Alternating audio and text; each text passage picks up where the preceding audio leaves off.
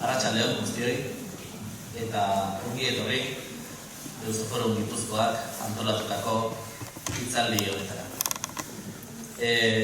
Niretzako pertsonalki zorte handia da eta asko pozten naiz urte guzti hauen ondoren gaurkoan finantza munduarekin lotutako gai bati egiten diogulako eta hori ere erronka polita dalako guretzako eta hitzaldiak antolatzen ditugun honetan. Quisiera agradecer muy especialmente a la iniciativa de los y las estudiantes de la Facultad de Económicas de la Deusto Business School y especialmente a quien aquí detrás mío me estoy tapando un poquito, a Julen Cañas, que ahora presentaré, por haber tenido la iniciativa de proponer y movernos un poco en la dirección de también organizar conferencias y tener la iniciativa de invitar a quien hoy nos acompaña, al que quiero agradecer también mucho su presencia aquí, a Diego Parrilla. Gracias, Diego, por estar hoy con nosotros.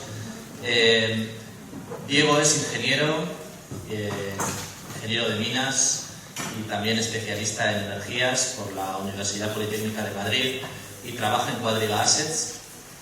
Y antes de ser gestor de finanzas, trabajó también en JP Morgan, en Goldman Sachs, en Merrill Lynch y en otras cuantas organizaciones. Es especialista en el ámbito de inversiones y ha escrito 2 libros, si no me equivoco. El último, del que trataremos hoy, y del que hoy también creo que tenemos ocasión de preguntar, es el que se titula El Anti-Bubbles, ¿no? Opportunities Heading into Lehman Squared and Gold's Perfect Storm. Yo creo que es una suerte en este momento en el que estamos, donde tanto estamos hablando también de energía, de lo que está pasando con ciertas burbujas y también con lo que le hemos propuesto especialmente hablar, que es sobre las criptomonedas, el Bitcoin y lo que puede ir surgiendo también de ahí. Contar con Diego y contar con este rato que vamos a pasar haciendo y proponiendo. Zuen esku ere badago galderak egitea, uste dute hori ere landu dezutela eta animatu nahi zaituztet, baita ere horretarako gaudelako galderak egiten. Interbentzio bukatzean, eskua eta zuzenean izango dugu interlokuzio bat egiteko aukera. Sabéis también, porque Diego así nos lo propuso, que ha traído libros para regalar a quien haga la mejor pregunta. Estamos también para eso, vamos a ver si el juego nos da oportunidades para hacerlo. Me gustaría también finalizar, pero no por decirlo en último lugar, es menos importante, agradeciendo a Laura Balsera, profesora de la Deusto Business School, que también esté aquí con nosotros, participando en el diálogo y participando en toda la organización previa, que no ha sido poco. Eskerrik asko Laura, eskerrik asko Julen, eta eskerrik asko Diego, al que cedo la palabra para empezar ya con la conferencia. Eskerrik asko.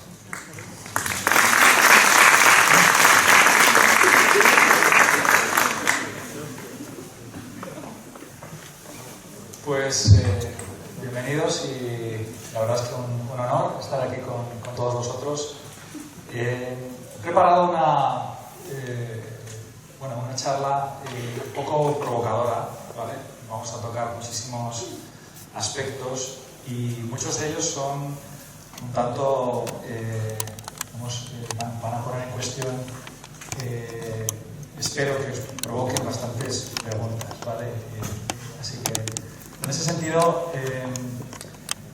va a ser una charla un tanto técnica en algunos casos y lo estoy haciendo a propósito, ¿vale? Sé que hoy tenemos mucha disparidad de preparación, algunos sois especialistas en finanzas, otros no, pero voy a intentar que sea lo más asequible posible y voy a empezar por un concepto relativamente importante, que es en el mundo de las inversiones. Habréis oído a todos hablar del concepto de diversificación, ¿no? La diversificación, mucha gente la entiende como una cartera de inversión, una cartera diversificada, se entiende como un conjunto de inversiones y la gente piensa que una cartera, quiero diferenciar entre una cartera que tiene muchas cosas y una cartera diversificada. ¿Qué ocurre? Y este es un error muy común. La gente cae en un error de lo que yo llamo falsa diversificación, ¿vale? Es decir, tú tienes una cartera de inversión y todos los activos que tú tienes se comportan de la misma forma, ¿vale? Eso no es una cartera diversificada, es una cartera con muchas cosas, ¿vale? Lo que vemos en este primer gráfico, algunos de vosotros pues, quizás no estabais prestando a lo mejor mucha atención a los mercados, pero durante los últimos años hemos tenido varios eventos bastante complicados, ¿no? Evidentemente, la crisis del COVID, ahora mismo estamos viviendo pues, una guerra muy importante, y anteriormente ha habido otras situaciones también comprometidas para los mercados. Lo que veis en este gráfico es como pues una clara diferencia entre cuando se producen estas crisis, entre la línea azul, que es la estrategia antiburbuja que yo gestiono, y el resto, ¿no? Digamos que hay gente que cuando invierte solamente tiene carteras, ahora veremos la analogía que utilizo del fútbol, de delanteros, y no tiene ningún tipo de estrategia defensiva. Así que uno de los conceptos que me gustaría dejar hoy con vosotros es que la diversificación no es tener muchas cosas, sino es tener cosas que se comportan de distinta forma. Por eso cuando creéis un equipo, estáis haciendo vuestros proyectos, una cartera, un equipo diversificado, es gente que pensáis distinto. No puedes tener todos haciendo lo mismo, pensando lo mismo, porque no tendrías diversificación, ¿vale? En ese sentido, estas son diapositivas que yo utilizo en mis reuniones con clientes muy importantes, y utilizo analogías que creo intento sean muy sencillas, porque a veces es más fácil entender los conceptos de esta forma, ¿no? Reconoceréis un campo de fútbol y básicamente cuando tú construyes estos equipos, estas carteras, yo insisto pues que es importante que este equipo tenga esa diversificación. Quizás hoy en día, ¿qué buscas en un equipo? Hay dos dimensiones muy importantes, en mi opinión, a la hora de construir una cartera hoy, ¿vale? La primera es, en cierto modo, tener estrategias que llamaría yo delanteros, que meten goles, que lo hacen bien cuando el mundo va bien, ¿vale? Estas son estrategias pues, como puede ser la renta variable o préstamos, bonos. Tienes por otro lado otras estrategias que son más centrocampistas, son más neutrales, puede ser inversiones en inmobiliario, y tienes por otro lado estrategias que son más defensivas o portero, como pueda ser la nuestra. Insisto porque quizás y los que estáis metidos en el mundo de las inversiones sabréis que al día de hoy por cada 100 estrategias de inversión yo diría 95 son delanteros. Es decir, el trabajo que hacemos nosotros de portero es muy poco común, ¿vale? Y por eso lo que os estoy contando hoy tiene cierto grado de innovación, ¿no? Pero hay una segunda dimensión, y me vais a oír hablar muchísimo hoy, no solamente de una cartera diversificada ante diferentes escenarios de volatilidad y riesgo, sino un riesgo muy relevante y que en mi opinión está cambiando la dinámica de los mercados, que es el riesgo de inflación, ¿vale? Y esto es algo que vosotros, pues, los jóvenes que estáis aquí escuchando, creo que vais a tener que vivir y afrontar de una forma directa. Por lo tanto, cuando creemos, digamos que hay activos dentro de tus inversiones o tu cartera que se van a comportar de diferente forma con respecto a la inflación. Hablaremos un poco más en detalle más adelante. Antes de esto, comentaba en mi libro Antiburbujas, supongo que muchos de vosotros habréis oído hablar del concepto de burbuja. Yo, si os soy sincero, con vuestra edad no sabía lo que era, así que aprovecho y os explico, ¿vale? Hay un inversor muy famoso, americano, origen húngaro, George Soros, es un poco uno de los maestros dentro del mundo de la inversión, y él define las burbujas financieras como activos que están artificialmente caros en base a una creencia que puede estar muy arraigada, pero que es una creencia falsa. Es como si fuera un castillo de naipes, una situación en la que el emperador, digamos, está desnudo, ¿vale? Esas creencias pueden estar muy arraigadas, pero hay un momento en el que la gente entiende la creencia falsa y la burbuja se desploma. Por eso viene el concepto de burbuja, las burbujas explotan. Tú tenías, podemos correr muchos ejemplos, incluso en el fútbol, de jugadores burbuja que se paga mucho por ellos y luego no hay nada. Pero yo lo que hice con este libro, y también os animo a que penséis en grande, yo tuve la pequeña osadía de inventarme una palabra. El concepto de antiburbuja. Antiburbuja no existía. Y me inventé esta palabra porque no existía un concepto que explicara lo que yo pensaba. ¿Vale? Entonces, en ese sentido, cuando hablaba con mis amigos y familia, ¿cómo titulo el libro de antiburbujas? Me dicen, es que eso no lo va a entender nadie. Digo, precisamente, si alguien se queda con un concepto, quiero que sea ese. Os voy a explicar un poco las tres dimensiones del concepto. ¿Vale? Y la primera es que yo como ingeniero pues intenté generalizar el marco de Soros y dije, bueno, las creencias falsas distorsionan la realidad, pero no solo con valoraciones artificialmente caras, que llamamos burbujas, sino que también puede darse el caso de valoraciones artificialmente baratas, que es lo que llamo yo una antiburbuja. Así que estamos hablando de una situación en la que una creencia falsa puede hacer que la gente te regale prácticamente algo, porque creen que no vale nada. Esa primera dimensión es importante y digamos que tiene una segunda dimensión, el concepto, y es que las burbujas y antiburbujas son, en cierto modo, imágenes de espejo, distorsionadas. Es como si fueran dos reflejos de una misma realidad. ¿Qué ocurre? Que cuando esa creencia falsa se entiende, la burbuja explota y la antiburbuja sube.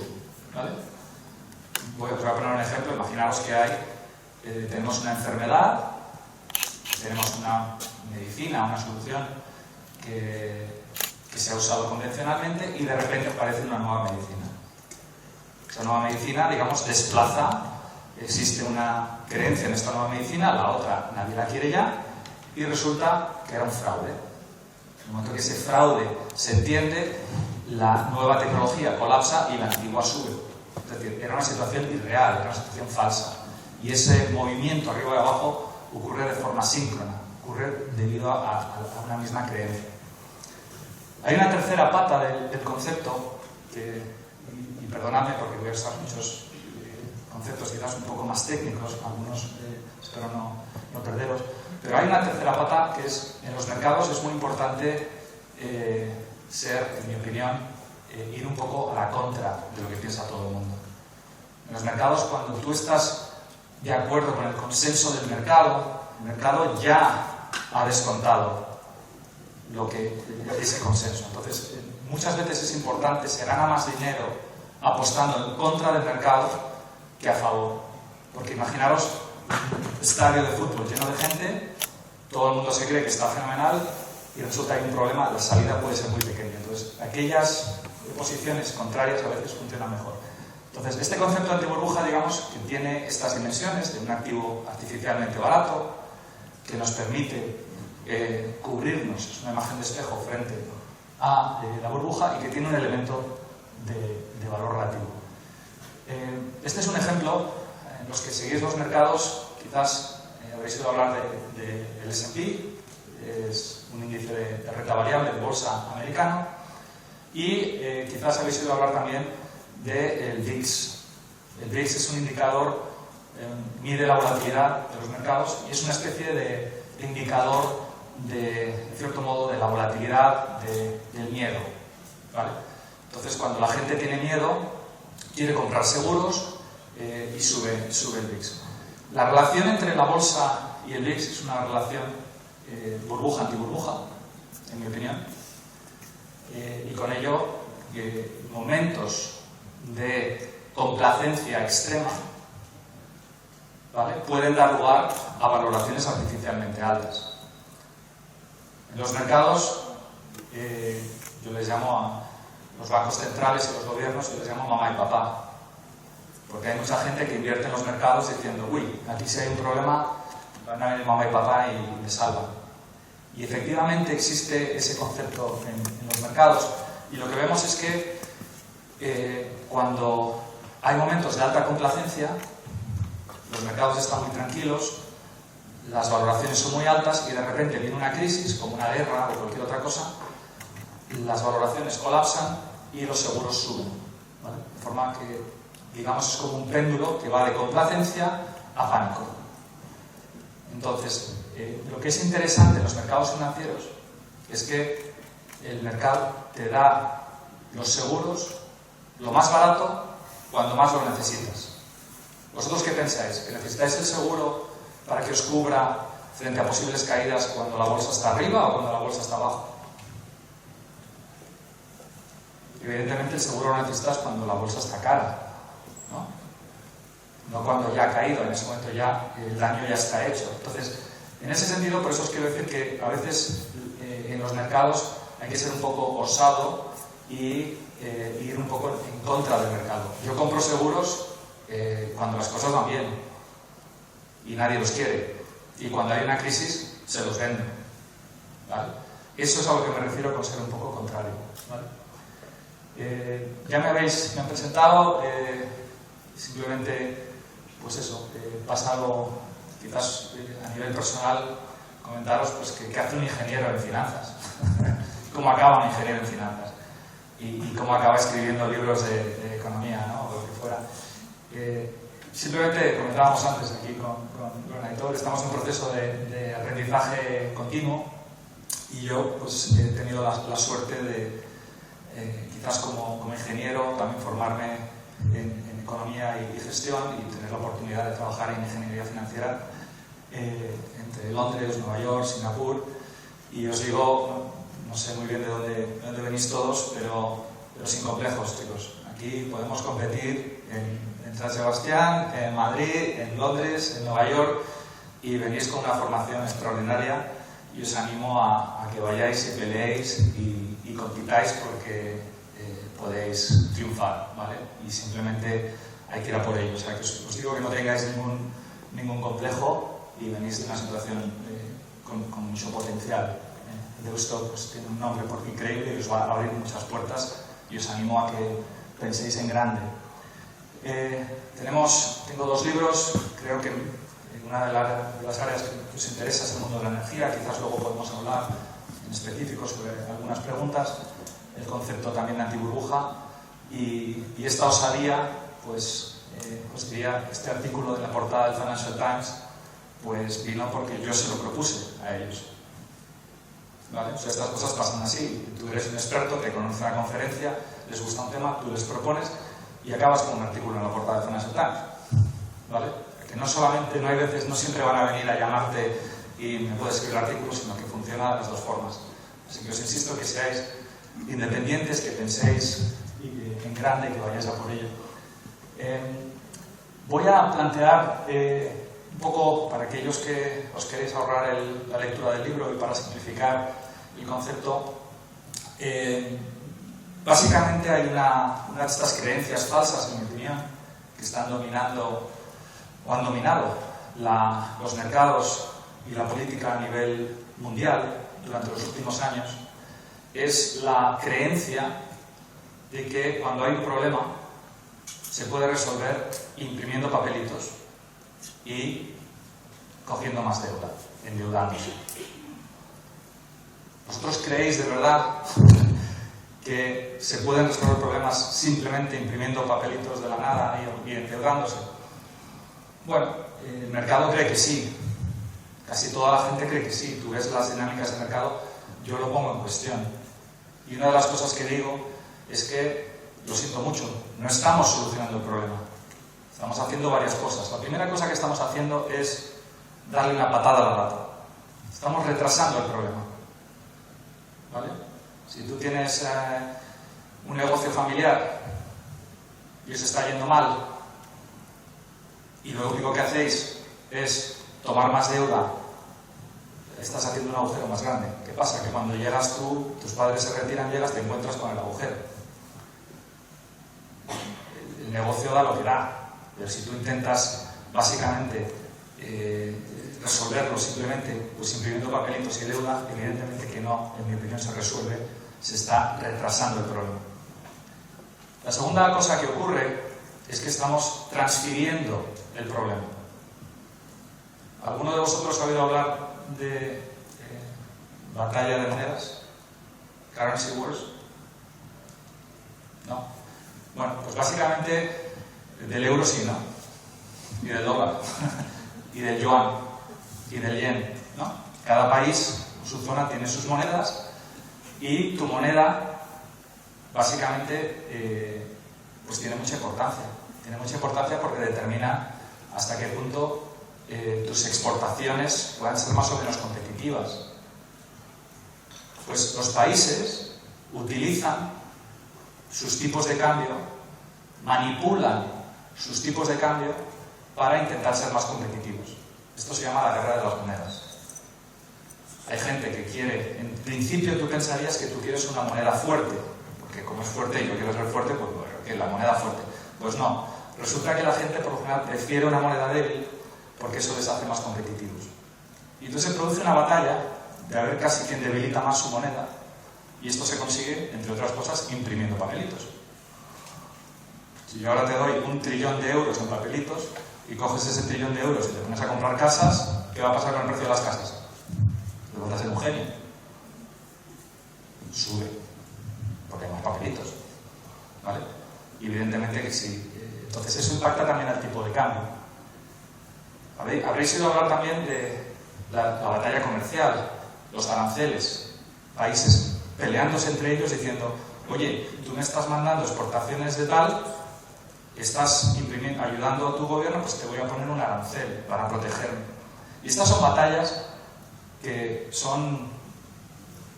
no son batallas bélicas, pero como podemos ver ahora mismo en el caso de Rusia, pueden dar lugar. Es decir, son batallas igual o casi más cruentas que pueden llevar a países y a regiones a la bancarrota. Y estas son cosas que ocurren en el día a día de las políticas monetarias y fiscales de los países. La tercera dimensión del problema es que estamos transformando el problema. ¿Vale? Y esta transformación tiene varias dimensiones. Una de ellas es la inflación. Si yo le doy aquí el $1 trillón y a él, y él tiene una ventaja porque no te lo he dado a ti, entonces él se va y se compra casa. ¿Qué ocurre con el precio de las casas? Que sube. La inflación, ¿a quién creéis que perjudica más? ¿A quién creéis que perjudica? ¿Sabes todo el mundo qué es la inflación? ¿Qué es la inflación? Es una pérdida de... no da una subida de precios, sino que lo del dinero. Joder, vaya un 10 sobre 10. Explico. Normalmente la gente cree que la inflación es la subida de precios. Hay inflación, mi casa ha subido, el precio del pan ha subido. ¿Cómo te llamas? Íñigo. Pues lo que ha hecho Íñigo es 100% correcto. No es tanto que suba el pan o suba tu casa, es que cae el valor del dinero con el que compras tu casa y compras el pan. Y cuando yo os explico que imprimo $1 trillón, pues evidentemente lo que pierde el valor es el papel. No es que haya subido el pan ha ido el mismo. Es el efecto monopolio. ¿Vale? Entonces, esta inflación, cuando sube el precio de las cosas, ¿a quién creéis que perjudica más? ¿A los millonarios o a los pobres? Niño. A los ciudadanos.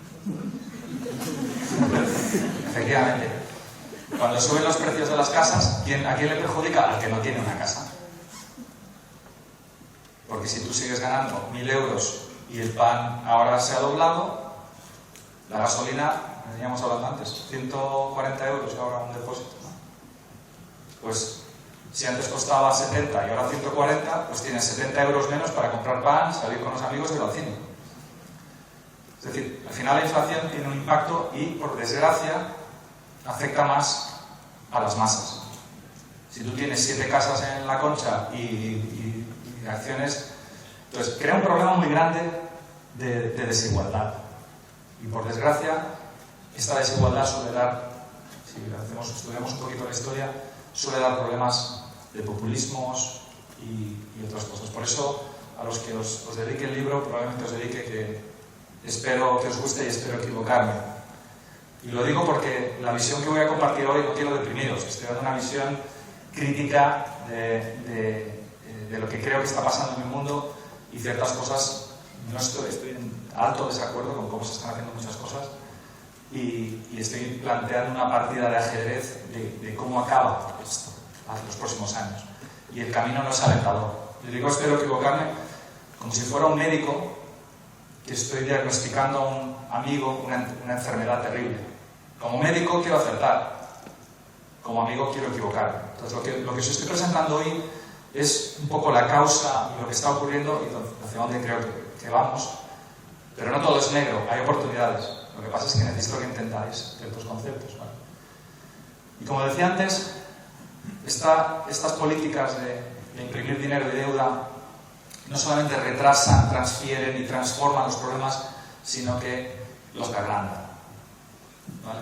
Y esta es la situación un poco en la que estamos, en la que hemos ido desde la crisis del 2008 en adelante, parcheando el sistema, básicamente, no necesariamente resolviendo los problemas, sino transformándolos y agrandándolos, ¿vale? Para resumir esta visión, la última década, es un poquito técnico, algunos lo entenderéis, otros no, pero básicamente yo resumo la última década como la transformación de interés sin riesgo a riesgo sin interés. Hace unos años, aunque nos parezca mentira, tú dejabas el dinero en el banco o se lo prestabas al gobierno alemán o quien quieras y te pagaban un 5% por tener tu dinero en el banco. ¿Os parece increíble, no? Un 5%. Ese 5% era lo que llamamos dinero en términos nominales. Es decir, 100 euros, el año que viene son 105. Y la inflación era muy baja, un 1 o 2%. De forma que tu retorno real, tu poder adquisitivo, había aumentado. Tus 100 euros eran 105 y el coste de vida era 102. Por lo tanto, pues tenías retornos reales positivos, ¿vale? Hoy, tú vas al banco, dejas el dinero y te cobran. De hecho, yo cuando empecé a escribir el libro, acababan de introducir los tipos nominales negativos y como ingeniero, pues digo, chicos, esto es una locura, esto es una barbaridad. Era como si, no sé si hay algún ingeniero aquí, pero resulta que ahora podemos bajar la temperatura por debajo de 0 Kelvin. Digo, esto, o sea, que resulta que nos hemos inventado las reglas de las finanzas, hemos cambiado aquí y es un poco lo que ocurrió. ¿Habéis hecho alguna vez un ejercicio de valoración de activos? ¿Sabéis lo que es el valor temporal del dinero? O descontar flujos de caja. Si tú descuentas un flujo de caja a tipos cero o a tipos negativos, es una barbaridad, es una aberración. Entonces, digamos que, por desgracia, esta manipulación de los tipos de interés, ¿vale? Pasamos de un mundo en el que teníamos los tipos de interés a 5% a 0 o negativo, hace que el valor presente de flujos de caja futuros sea artificialmente alto, ¿vale? En números, si los tipos de interés están al 5%, y yo le voy a dar aquí a Íñigo, ¿verdad? A Íñigo, 100 euros. Le digo, ¿qué prefieres, Íñigo? Te doy 10 euros hoy, que puedes invertir al 5% durante 50 años, o 100 euros en 50 años. Saca la calculadora, lo calcula y me dice, me da igual, es lo mismo. Porque el 5% de 10 va a ir acumulándose y es lo mismo que 100 euros.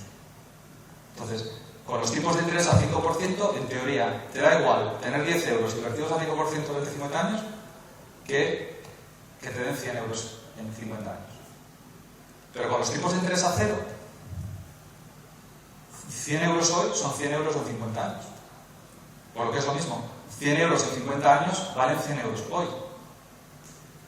¿Cuánto vale Apple? Que genera 100 euros todos los años durante los próximos 500 años. 2,5 trillones de dólares. ¿Es verdadera esa valoración en bolsa? ¿O estamos descontando los flujos de caja a tipos artificialmente bajos y por lo tanto creando valoraciones artificialmente altas? Bueno, pues el sistema financiero mundial, la totalidad del sistema financiero mundial, utiliza estos tipos de interés que marca la Reserva Federal. Ayer, ¿qué pasó ayer? ¿Quién lo sabe? En la Reserva Federal de Estados Unidos. Subió los tipos. Subimos del 0 a 0,25. La primera vez desde el 2018 que se suben tipos. ¿Vale? Estaban al 0 en Estados Unidos, en Europa están negativos. Bueno, pues estos tipos de interés artificialmente bajos generan valoraciones artificialmente altas y generan burbujas, porque los tipos de interés cero no se corresponden con la realidad. Es algo totalmente artificial. ¿Vale? El gobierno de España. ¿Quién quiere prestarle dinero al gobierno de España? Bueno, cuando la gente compra el bono español, le estás prestando dinero a España. ¿Tú le prestarías dinero al gobierno de España? ¿Tú le prestarías 100 euros para que en el mejor de los casos te devuelva 99 en 10 años? Bueno, eso es lo que está pasando hoy. ¿Eso es verdadero? ¿Verdaderamente tiene sentido eso? ¿O debería el gobierno de España pagarnos algún tipo de... Hablo de España como de Alemania o de... O sea, ¿tiene sentido prestarle a alguien dinero y que te devuelva menos de lo que le diste? Habrá que ganar algún tipo de interés, ¿no? ¿Cómo es posible que los mercados le presten el dinero a España a tipos de interés negativos? ¿Alguien lo entiende? ¿Sabéis de dónde sale este dinero? De una maquinita de imprimir dinero. Lo imprimen y se lo regalan. ¿Qué ocurre? El gobierno de España coge ese dinero, se lo gasta, invierte, parece que hay actividad económica, las cosas están funcionando, tenemos funcionarios. ¿Qué pasa? Ha aumentado nuestra deuda, pero es algo artificial. Estamos imprimiendo dinero, ese dinero está en el sistema y genera inflación. Entonces, lo que os estoy intentando explicar es que estas políticas monetarias y fiscales sin límites no son la panacea, no es... hay un riesgo-beneficio. Y ese riesgo-beneficio, por desgracia, va a dar lugar a un problema de inflación que es bastante difícil de gestionar. ¿Vale? Me estoy extendiendo y voy un poquito más despacio, va a haber partes que voy a pasar muy rápido porque creo que merece la pena que entendáis ciertos conceptos básicos y luego los que estéis más avanzados, pues profundizamos. Pero vamos a ver un poco esta dinámica de qué significa, ¿no? Esta idea de que podemos resolver los problemas imprimiendo papelito. Bueno, pues tiene muchas dimensiones. Ya os hablaba de las batallas de las monedas, tipos de interés cero, el concepto de quantitative easing, que es imprimir dinero para comprar activos, tasas nominales negativas, tipos de interés reales negativos, imprimir dinero para prestárselo a empresas, lo que llaman dinero helicopter money en inglés, que es imprimir dinero y dárselo a la gente. En Estados Unidos, en la crisis de la pandemia, no sé cuánto era exactamente, pero era 1.000 euros por hijo. Pues una familia de 5, pues toma 5.000 euros. Y ese dinero se imprimía de la nada. ¿Ha resuelto el problema? Bueno, cortoplacismo, eso al final sale de algún sitio. Y una de las cosas que vemos es que, como decía Voltaire, el papel moneda revierte a su valor intrínseco, que es el papel. ¿Por qué? Porque se produce un abuso, por desgracia, de los bancos centrales, que son los que controlan la política monetaria en la impresora, ¿vale? Si yo le doy a Íñigo, con ese nombre que no sé, si yo le doy a Íñigo la impresora y tú eres el banco central, tú tendrías que controlar eso con cierta independencia. Pero si yo soy el gobierno y te digo, tengo una guerra, necesito dinero, imprime a muerte, tú respondes. Y si no lo haces, te echo y pongo aquí a este señor al lado. O sea que no hay independencia, se produce un poco por construcción. Vemos que los ciclos se repiten una y otra vez. Por eso la historia económica es tan importante.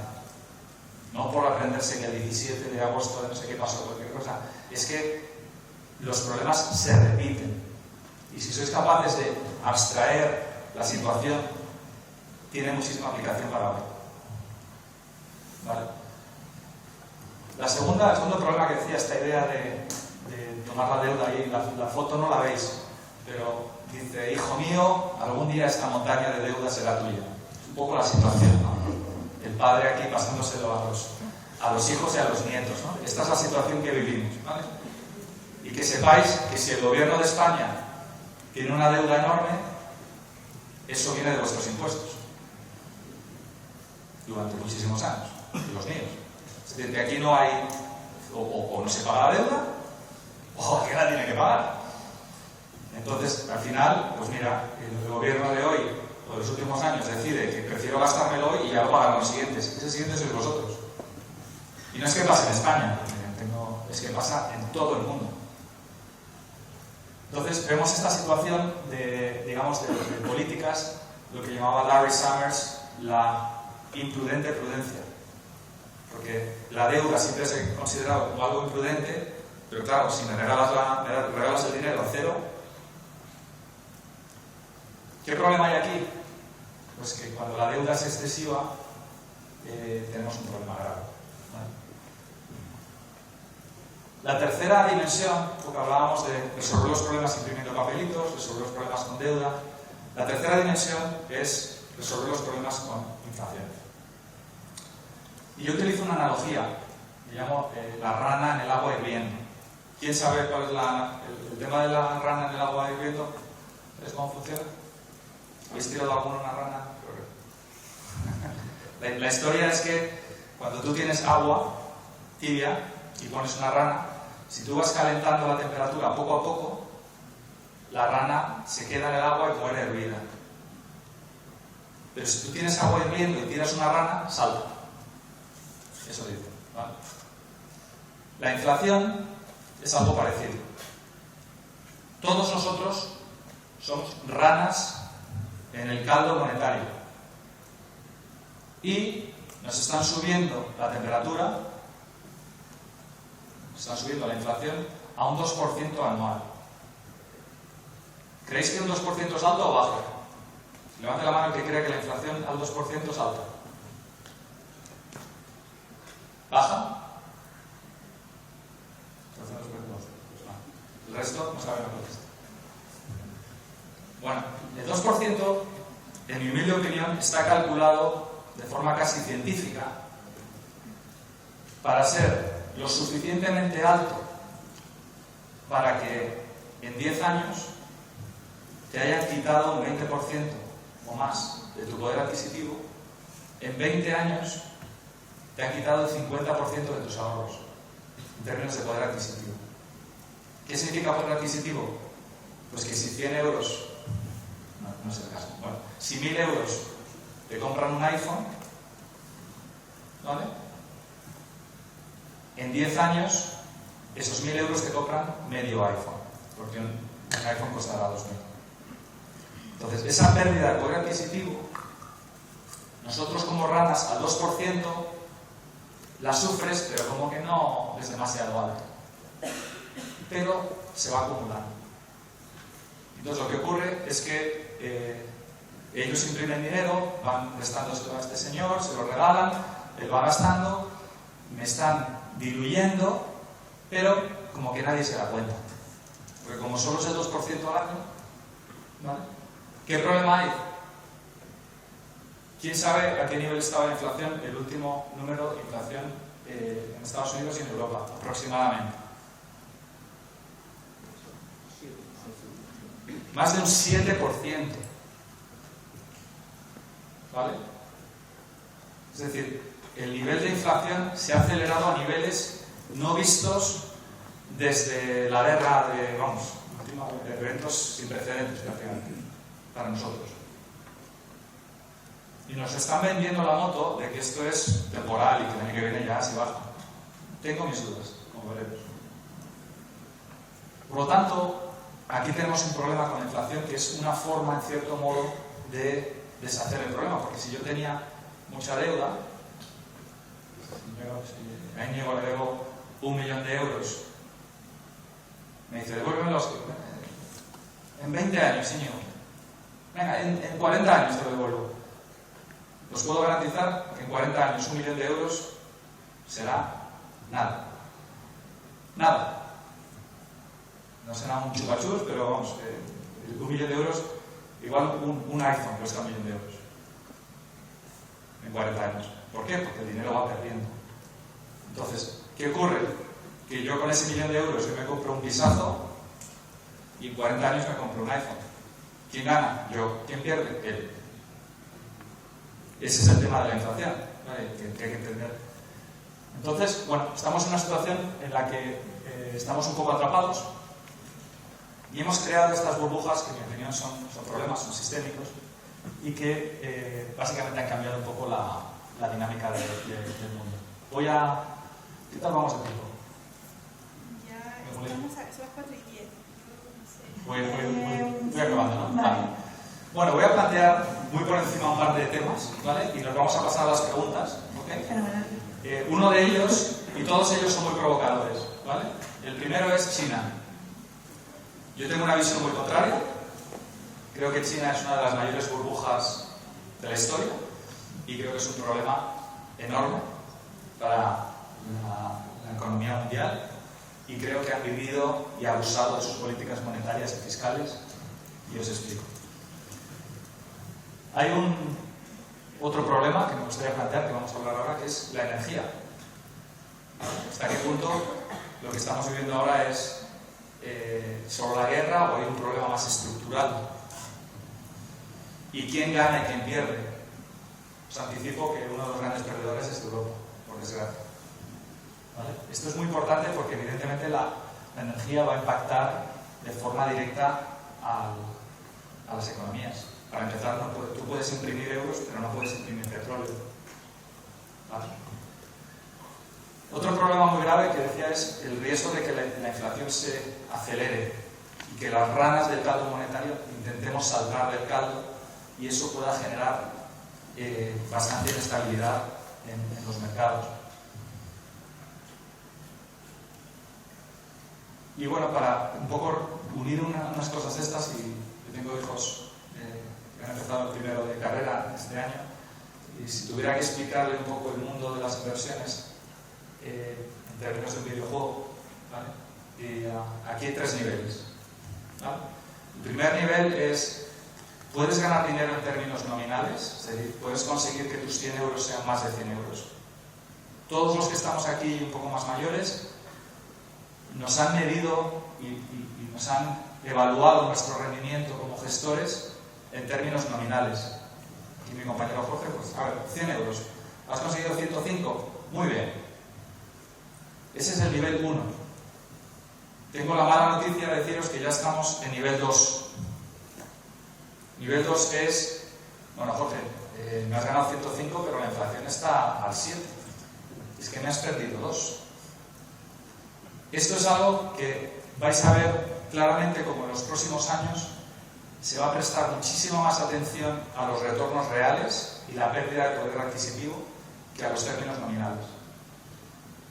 ¿Vale? Esto es algo que os lo estoy diciendo ahora, todavía venimos esta mañana a reuniones con fondos de inversiones, la gente no lo entiende, no lo ve, o lo puede ver, pero no lo acaba de incorporar, porque son cosas que están pasando ahora mismo.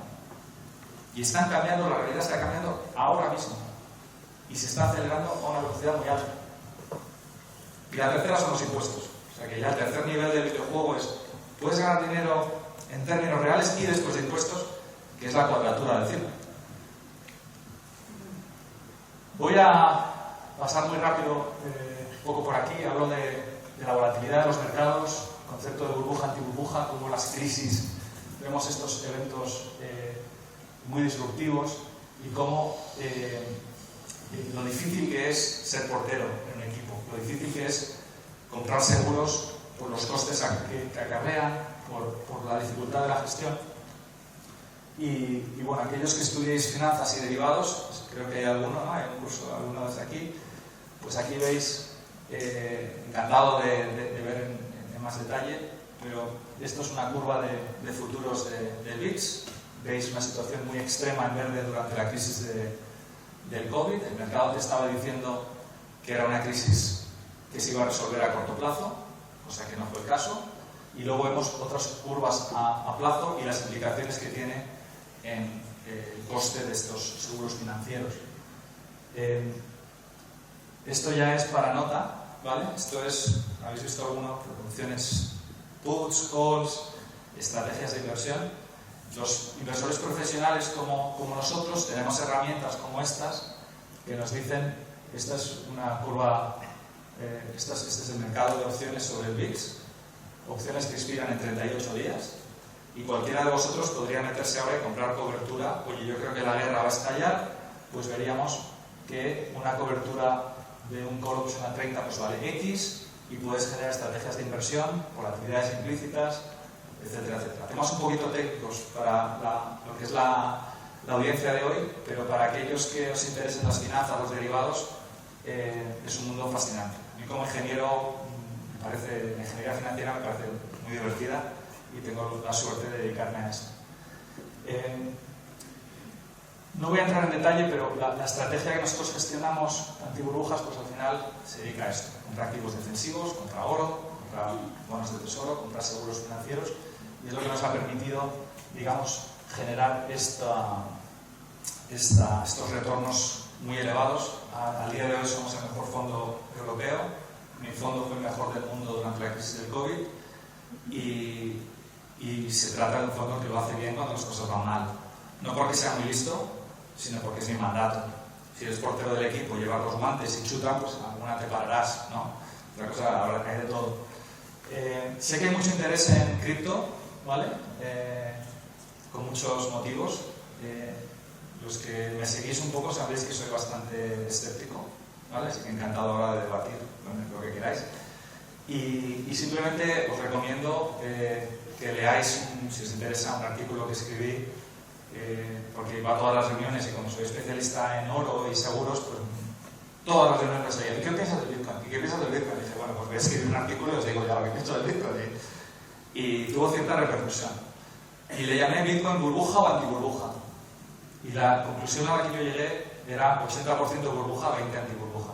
Es decir, tiene cierto mérito la tecnología, soy un ingeniero, estoy apasionado de la tecnología, creo en el poder disruptivo de la tecnología, pero voy uno por muchos de los argumentos que se plantean, y tengo que deciros que no me considero un posesor de la verdad, ni muchísimo menos, y puedo cambiar mi opinión, pero un poco el análisis que yo he hecho pues me hace ser bastante más escéptico. Quizás hace aproximadamente 20 años yo estaba en vuestra situación, con la burbuja.com, y yo he vivido muchas de las cosas que estáis viviendo ahora en primera persona. Y os garantizo que cuando has vivido una burbuja en primera persona y has perdido dinero y has aprendido lecciones, se interiorizan muchas de las cosas, ¿vale? Así que solo os pido que tengáis prudencia, ¿vale? Ojalá os corréis, y seáis todos billonarios o trillonarios, pero mucha prudencia, porque lo que de verdad puede crear problemas es el apalancamiento, es excesivo, ¿vale? Así que os pido solo prudencia si estáis operando o estáis haciendo cosas. Podemos hablar sobre algunos de estos temas. Y nada, finalmente, con vistas un poco a la construcción de carteras, para finalizar, como decía, no se trata de, como hablábamos antes del equipo de fútbol, no es tanto de tener una bola de cristal y considerarte muy listo. En mi opinión es lo opuesto. Se trata de crear un equipo de inversiones, de gente, de lo que sea, que os permita, digamos, si la pelota va arriba, que tengas delanteros, si viene, que tengas defensas, tener carteras siempre diversificadas, entendiendo que las correlaciones y el comportamiento de las diferentes piezas pueden cambiar. Así que bueno, espero no haberos asustado mucho con la visión macro. No es una visión constructiva, en el sentido de que creo que se han producido unos abusos monetarios y fiscales durante décadas que tienen consecuencias, y creo que vamos a afrontar una situación en la que hay que tener cautela, y hay muchas oportunidades, pero también hay muchos riesgos. Y sobre todo, reforzar el mensaje de que el libro de texto puede decir algo, pero os invito a que cuestionéis muchas cosas, y aunque os las hayan dicho, os las hayan enseñado, que las cuestionéis y que penséis por vosotros mismos. A mí personalmente me ha ayudado mucho, y si te equivocas, pues bien, y si no, pues que tendrás razón o lo que sea. Pero con esto pasamos, creo que me he extendido un poco, simplemente porque, dada el perfil que creo tenéis, quería ir un poquito más despacio, pero espero que os haya sido claro y pasamos a las preguntas, ¿no? Venga, gracias.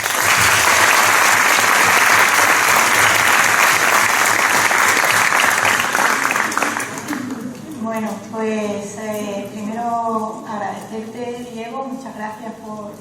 Ha sido un lujazo tenerte con nosotros y has tocado muchísimos temas, ¿no? Has empezado dando una definición de qué es diversificación, de qué no es diversificación, de cómo se constituye una estrategia anti-burbuja. Has acuñado tu término anti-burbuja,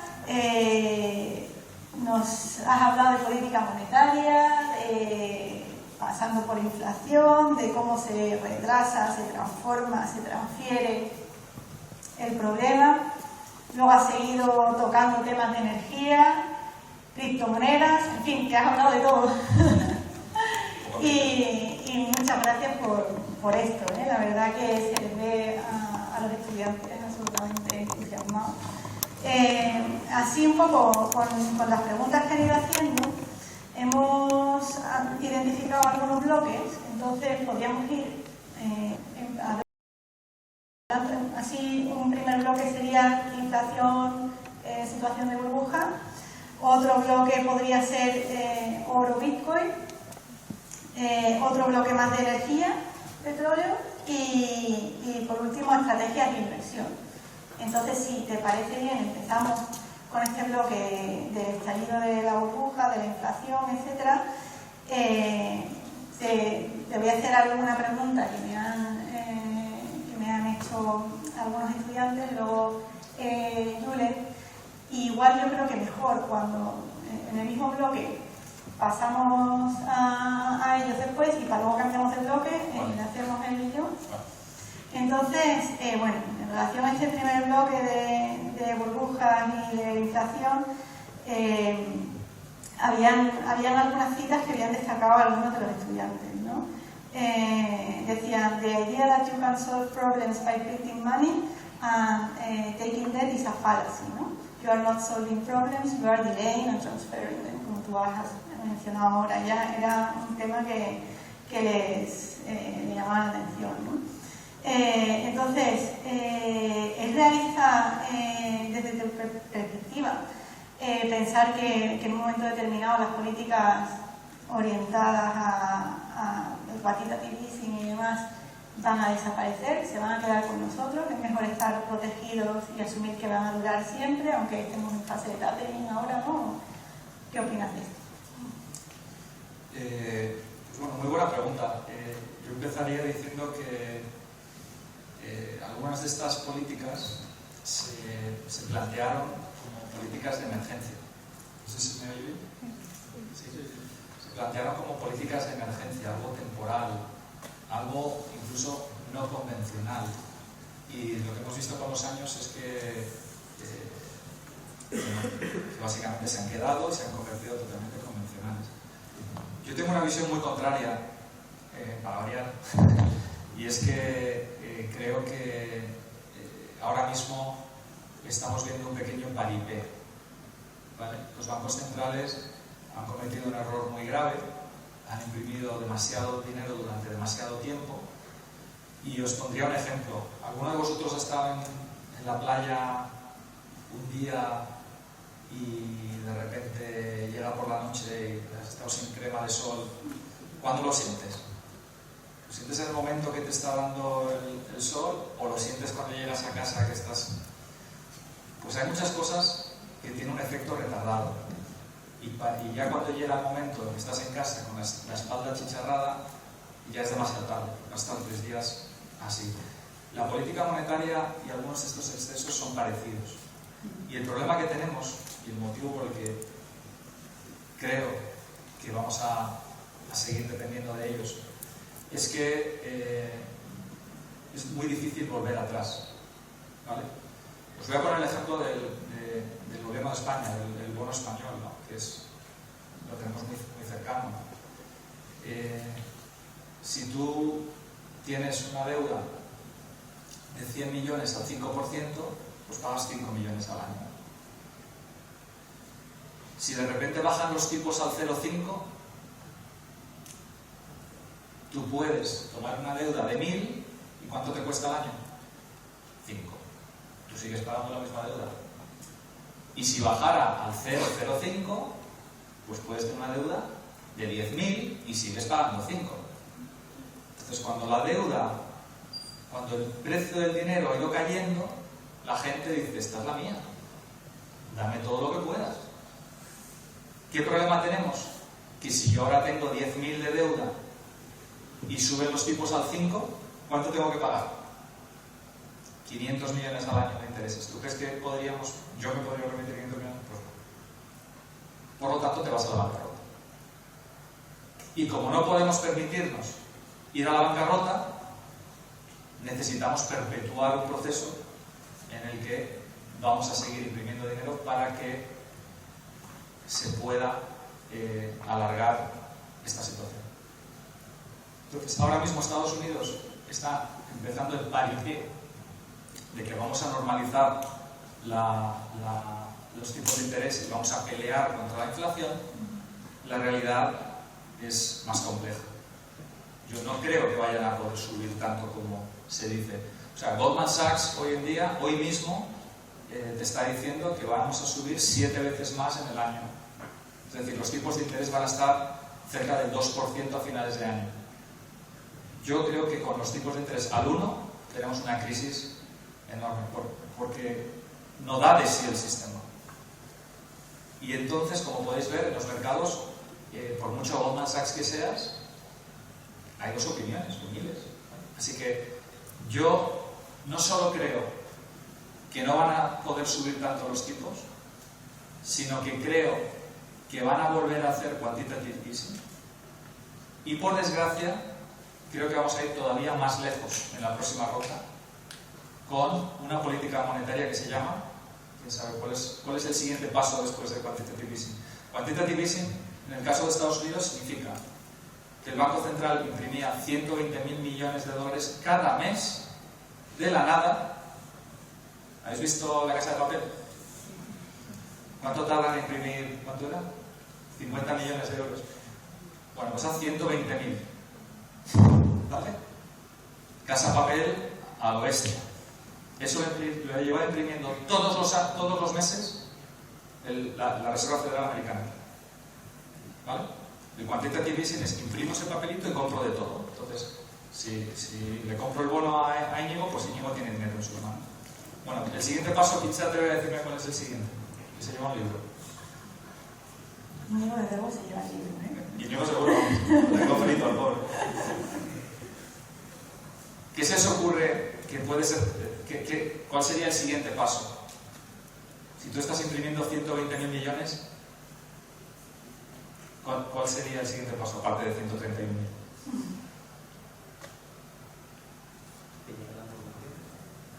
¿Verdad? ¿Que llega la población? Sí, eso es uno. Eso sería mentir, sería regalando el dinero a la gente, correcto. Eso es una solución que se ha hecho ahora. Hay otra que va un poco más lejos. ¿Invertir la bolsa? Eso también se ha hecho en otros países. En vez de comprar bonos del gobierno, compras Telefónica o lo que haga falta. Eso también se está haciendo. ¿Cuál sería algo que se ha hecho en Japón, pero no se ha hecho en Europa todavía? Y no se ha hecho en Estados Unidos. Japón es el único que lo está haciendo ahora mismo. Empieza por Y, en inglés.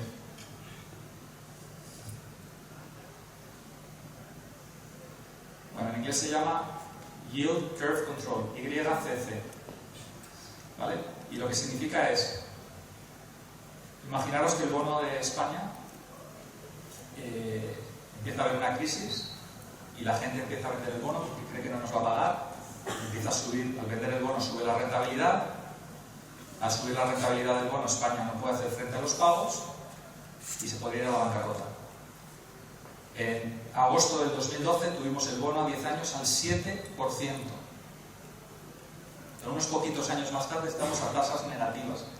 7% de interés, es que si tú debes 100, tienes que pagar 7 de intereses, es decir, no te da para nada, no te da para hacer nada más. 7% en el 10 años se considera el punto de inflexión en el que un gobierno se va a la bancarrota. Es la bola de nieve se hace tan grande que nadie puede volver para atrás. Entonces hubo que intervenir. ¿Vale? Antes estaba Grecia, estaba Portugal y están. Bueno, pues yield curve control significa no que voy a imprimir 120.000 millones, voy a imprimir infinito, lo que haga falta, para que la rentabilidad del bono español sea el X y así el país no se vaya a la bancarrota. En el caso de Japón, el gobierno se está financiando al 0,1% en infinito. Infinito. ¿Vale? Eso, o sea que si me preguntas si creo que van a desaparecer las políticas, creo que no y creo que vamos a ir más lejos. Me ha venido a la mente el whatever it takes. Es exactamente el whatever it takes. Creo que yo Sí, quería... una pregunta ahí también. Sí, ahora pasan... bueno. Empieza Julián, perdona. Sí, bueno, básicamente, como bien ha dicho Félix, quería mencionar que el hecho de traerte aquí ha sido una iniciativa del estudiantado, básicamente porque considerábamos muy interesante traer a una persona, a un ponente que estuviera inmerso en el sector, con un doble objetivo. Por un lado, conocer en mayor profundidad el sector y por otro lado también para ayudar y orientar a aquellos estudiantes que pudieran estar interesados en desarrollar su futuro profesional en el sector. En relación con las preguntas, bueno, tras escuchar tu charla y también para aquellos que hayan leído el libro será evidente, pero tú eres de los que opinan que nos encontramos en una burbuja sin precedentes, no únicamente en renta variable, sino también en crédito, renta fija y otras clases de activos. Entonces, lo que cabe preguntarse es qué consecuencias podría tener el estallido de una burbuja como la que tú planteas. Esa es mi pregunta. Pues no son buenas. Básicamente el problema de una... Voy a introducir otro concepto que va un poco ligado también a las cripto, que es el concepto del efecto riqueza. ¿Sabes lo que es el efecto riqueza? ¿Alguien? Niño, tú que te esto. Pobre. El efecto riqueza es la ilusión de riqueza, ¿vale? Y es totalmente artificial, ¿vale? Entonces, las burbujas en general crean la ilusión, la percepción de que eres rico, que tienes algo que vale muchísimo. Los NFTs famosos, ¿vale? Le haces una foto a la guitarra de John Lennon y la cortas en trocitos y vendes un trocito por $1.000 y como tienes básicamente 1 millón de trocitos, pues vale 100.000 millones la guitarra en la foto. Evidentemente que el que tenga esas fotitos dice, joder, la última se ha vendido por 1.000, yo tengo una, pues soy millonario, soy trillonario. Digo, sí, véndelo, búscate aquí a ver quién te la compra. Entonces es un juego que llamo yo, hay los promotores, que son los listos, ¿vale? Hay, y perdonadme, no quiero ofender a nadie, pero es el término que se utiliza en los fools, los idiotas, que son los que compran esto de forma primaria y cuyo único objetivo es buscar greater fools, idiotas aún más idiotas, ¿vale? Entonces, al final, cuando la música se para y te quedas con tu foto de una millonésima parte de la foto que has pagado $1.000, pues te queda cara un poco de imbécil, ¿no? A veces esto viene por lo que llaman en inglés el FOMO, Fear of Missing Out, el miedo a, pues que como Julen acaba de ganar 2.000 pavos en un NFT, pues me voy a comprarle otro porque, o el TINA, There's no alternative, no hay otra alternativa. Es una serie de circunstancias que por regiles, ¿no? Pero ¿cuáles son las circunstancias de estas cosas? Porque si tú tienes efecto riqueza, te crees rico, el chiste en los mercados de las criptomonedas es que todo esto se compra en Lamborghinis, ¿no? Entonces, el chiste que tenemos en el mercado es que el mercado secundario de Lamborghinis está, ¿sabes? Va a haber muchos Lamborghinis a la venta porque compras tu criptomoneda, te crees que eres millonario, me compro un Lamborghini y luego resulta que la criptomoneda vale cero y me quedo con el Lamborghini y la deuda, ¿no? Entonces, fuera de bromas, cuando una burbuja afecta a un gobierno y ese gobierno no puede hacer frente a sus pagos, para empezar, todos los funcionarios del país en problemas. Toda la gente que recibe contratos con el país en problemas porque no le pagan. Si tu padre se dedica a montar, yo qué sé, cosas eléctricas para el gobierno y le ha hecho un tal, no te pagan. Entonces genera un efecto bola de nieve que la economía se paraliza. ¿Vale? Entonces, el efecto riqueza es muy poderoso cuando las cosas van subiendo, porque todo el mundo se siente muy rico. ¿Vale? Vamos a imaginar la burbuja inmobiliaria. ¿Vale? ¿Qué ocurre? Me voy a comprar una casa de 100.000 euros. ¿Vale? Y entonces el banco me pide 20.000 de depósito y tengo 80.000. Y resulta que la casa sube a 200.000, ¿no? O a 1.000.000, o lo que tú quieras. Yo gano porque mi casa ha subido, el banco está encantado porque me han prestado contra un activo que ahora vale más, y de repente empieza a haber un círculo y resulta que si eso es artificial y la gente el banco ha prestado demasiado, la gente se ha metido en 4 casas, me meto sobre el plano y tal, y de repente nos levantamos todos por la mañana y resulta que la tercera casa que te ibas a comprar la intentas vender y no puedes y tienes que pagar al banco, y de repente y el castillo, el dominó, se caen todas las piezas a la vez y te encuentras con 3 casas que no valen nada, una deuda en el banco, sin trabajo, y entonces eso es lo que hacen las burbujas, eso es lo que crean las burbujas. Es que todo ocurre a la vez, todo. Os voy a poner una anécdota curiosa. Yo trabajaba, era el jefe mundial de Merrill Lynch en materias primas, y mi contrapartida era tenía un amigo que era el jefe mundial de Lehman Brothers. Suena alemán, Lehman Brothers. Pues este chico se había hecho, no tenía un buen sueldo, tenía unos ahorros en acciones de Lehman, se había comprado una casa grande, estaba haciendo una obra, tenía perspectivas de un buen año en el futuro, era como que una vida así muy, muy rosa. Y de repente, de un día para otro, chicos, ¡pum! Nos miramos, Lehman Brothers bancarrota, pierde su trabajo, sus acciones valen 0, su casa, que valía X, la mitad, la obra tal, y de repente te das cuenta de que era todo el mismo trade. ¿Os acordáis que hablaba al principio de falsa diversificación? Estoy diversificado porque tengo ahorros en Lehman, bueno, pues estas son situaciones extremas. Entonces las burbujas son extremadamente nocivas, porque hacen un daño luego es mucho más difícil volver a crear ese negocio que se le da la bancarrota, has echado a gente, el gobierno tiene más desempleo, tiene que pagar a más gente pero tiene menos ingresos, no tienes impuestos que recibes. Entonces es mejor ir creciendo poco a poco y dentro de tus posibilidades que ir demasiado rápido, lo que se llama sobrecalentamiento de la economía. Y el cortoplacismo a veces nos lleva, y la complacencia nos lleva a hacer estas situaciones que cuando se revierten son extremadamente nocivas. ¿Cómo es de fácil o difícil ahora levantar Venezuela? El daño está hecho, es complicadísimo ahora irte a Venezuela. Habrá oportunidades, pero el daño está hecho, es una pena.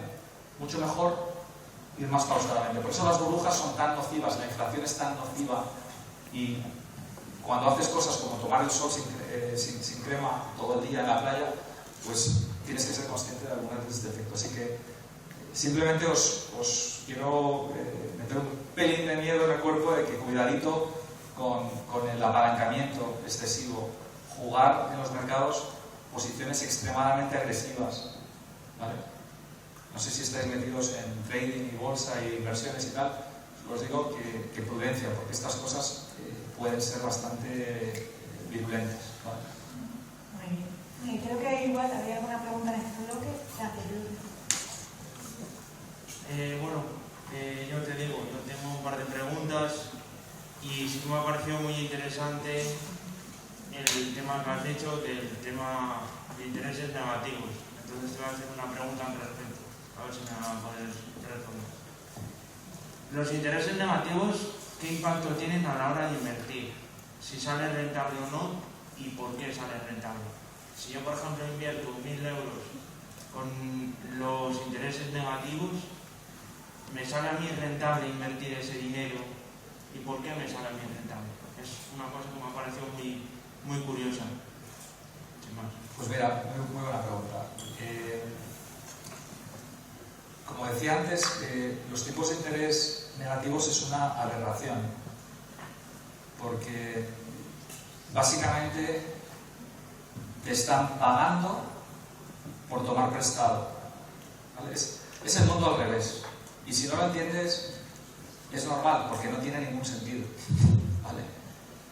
Lo lógico es que cuando yo le presto dinero a Laura, toma, te dejo 100 euros, devuélveme por favor los 100 euros, que se llama el principal, capital, y además me devuelves un 5% de interés. Eso es el mundo normal.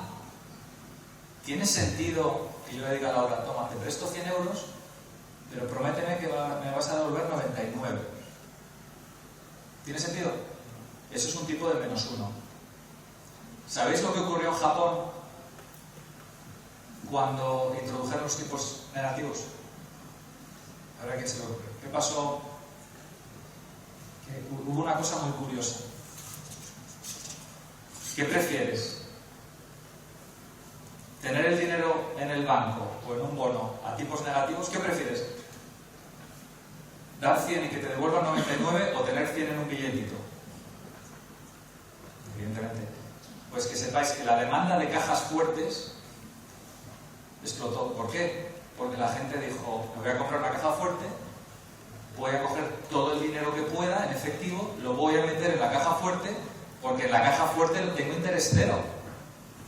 Mis 100 yenes valdrán 100 yenes, no 99 o 98. Entonces, evidentemente que una inversión a tasas nominales negativas es una estupidez. ¿Por qué lo hace la gente? Y eso es una cuestión que es muy relevante. Hay un concepto en la industria que se llama el concepto del benchmark, ¿vale? Es un poco como un listón de medida, ¿vale? Es una forma de comparar. Entonces, cuando un inversor, un fondo de pensión, una compañía de seguros, tiene dinero, lo va a invertir, y yo le digo a Julen, a ver, tienes 100 euros aquí, inviértelo. Y llega y me dice, he ganado un 3%. ¿Qué creéis? ¿Lo ha hecho bien o mal? Depende del mercado. Vale, pues ese depende del mercado, ese es tu benchmark. Es la expectativa que tú tienes. Si yo a Julia le he dicho, invierte en el IBEX, y el IBEX sube un 10, pues debería esperar un 10. Si el IBEX ha caído un 10, debería esperar un -10. Y la habilidad de Julen sería ganarle al IBEX. Y aunque no os lo creáis, si Julen pierde un 8, le felicito, porque el IBEX ha perdido un 10. Él ha ganado al IBEX. ¿Vale? Pues aunque no os lo creáis, muchos inversores tienen en su benchmark bonos con rentabilidades negativas. Yo utilizo una analogía en las reuniones y es que básicamente tu benchmark dice que tienes que tomar 5 pastillitas de cianuro. No, yo solo me tomo 4. Estoy mejor que el benchmark. Digo, es que no tenías que tomar ninguna. Es que no tenías que tomar pastillas de cianuro. Es que hay cosas que no deberías tener en tu benchmark. Y esa conversación la estamos teniendo hoy con inversores. ¿Qué ocurre? Que piensan en nivel 1 del videojuego. Están pensando en nivel 1. Y entonces cuando llamamos y decimos, chicos, knock knock, estamos en nivel 2. Esta semana Jorge y yo hemos tenido una reunión con un cliente que tiene 100.000 millones bajo gestión, invertidos a 30 años, con tasas nominales negativas.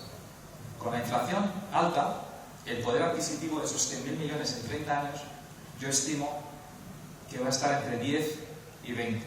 O sea, van a perder entre un 80 y un 90% de su poder adquisitivo. Por lo tanto, yo creo que es una situación que el que no se despierte y se dé cuenta de lo que está pasando va a ser una rana que va a acabar hervida y otros tendrán oportunidades, saltarán. Pero es una situación complicada. Muy bien, gracias. Gracias, Miquel. Pasaríamos igual al bloque que nos han llegado preguntas relacionadas con criptos, oro y demás. En este caso, por ejemplo, nos decía un estudiante que cuál consideraría, Diego, que es un activo superior como reserva de valor, si el oro o Bitcoin, aunque yo ya sé lo que vas a decir. Me dice, además, teniendo en cuenta el efecto red de Bitcoin, ¿no? Todos los usuarios que tiene, los mineros, el sistema de... Luego también teniendo en cuenta el sistema de prueba de trabajo, ¿no? El proof of work, que otras criptos, digamos que no lo pueden tener porque tampoco tienen esa red, ¿no? Y tienen esas barreras de entrada.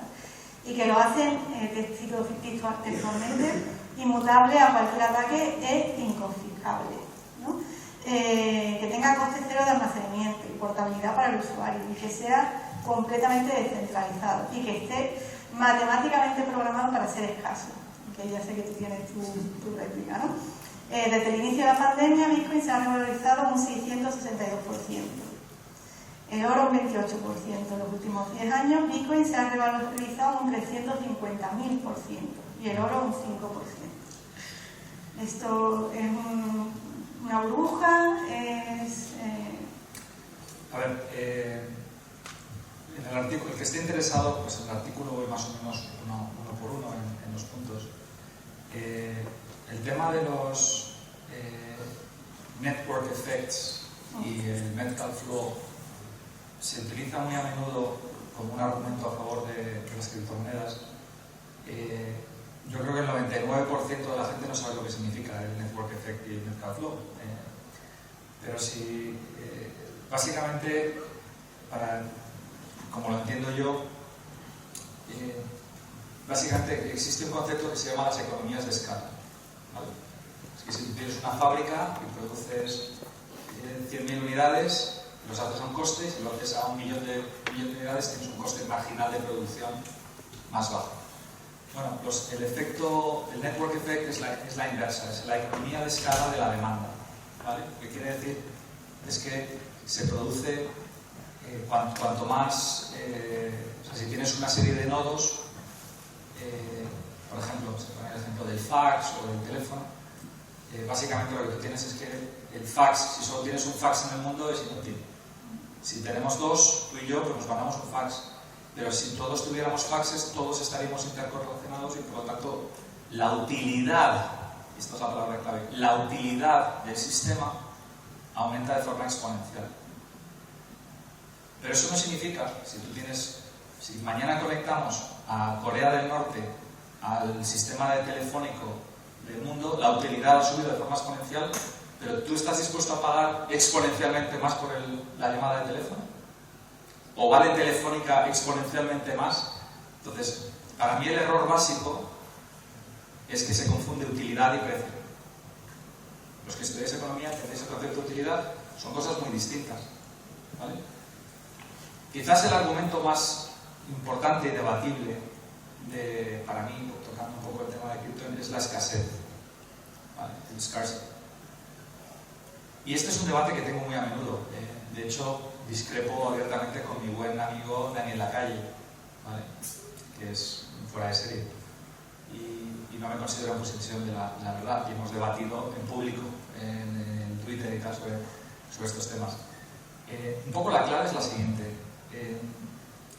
Creo que todo el mundo sabe que hay 21 millones de Bitcoin, ¿no? Y por lo tanto se considera escaso, porque no puedes imprimir más. Mi argumento es que tú puedes imprimir 21 millones de criptos distintas, ¿vale?